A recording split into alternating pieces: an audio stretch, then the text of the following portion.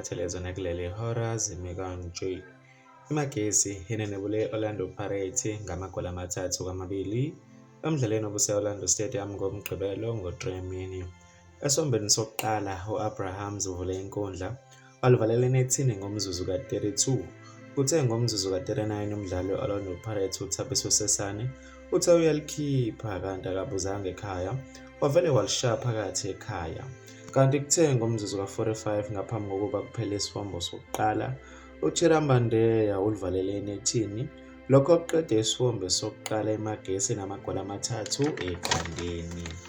Kanti wembukeli kuthe esifombeni sesibili ngomzuzu ka-86, i-Orlando Pirates ithole ithuba, uKabelo Dlamini walivalela enethini. Kuthe kusasenjalo akuphelanga nemizuzu ethini, uMakgopa waphinde walivalela enethini ngomzuzu ka-89, lokho kuqede lo mdlalo ngamagoli 3-2. Mbukeli, bekuzona-ke lezo bengikuphathela zona kuleli hora. Beka uvo lakho ku-comment section.